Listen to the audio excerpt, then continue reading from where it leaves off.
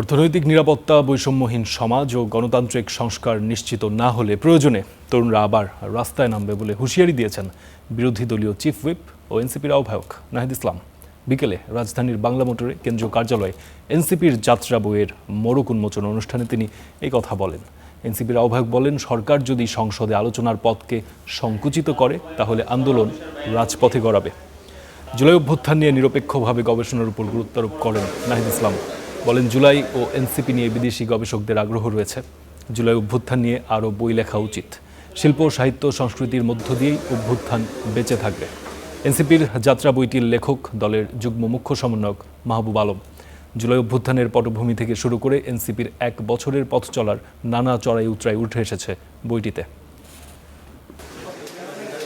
আমাদের দেশের সাহিত্যিক গবেষকদের থেকে আমাদেরকে নিয়ে, মানে এনসিপি বা জুলাই গণঅভ্যুত্থান, তরুণ নেতৃত্বদের নিয়ে বাইরে থেকে এসে প্রচুর যারা ডকুমেন্টারি করে, এরকম পরিচালকরা প্রচুর এসেছেন, ডকুমেন্টারি করেছেন, অনেক ইন্টারভিউ নিয়েছেন। তো আমার আহ্বান থাকবে, অনুরোধ থাকবে যে যারা দেশেও কাজ করছেন, যদি এনসিপিকে নিয়ে এই ধরনের লেখাজোখা বের হয়, এটা আমাদেরও একটা রিফ্লেকশন হয় যে আমরা আসলে কোথায় ভুল ত্রুটি করতেছি বা আমরা কিসের মধ্যে দিয়ে গিয়েছি। যদি অর্থনৈতিক যে নিরাপত্তা, বৈষম্যহীনতা, গণতান্ত্রিক সংস্কার, এগুলো যদি নিশ্চিত না হয়, বাংলাদেশের তরুণরা কিন্তু বারবার রাস্তায় নামবে।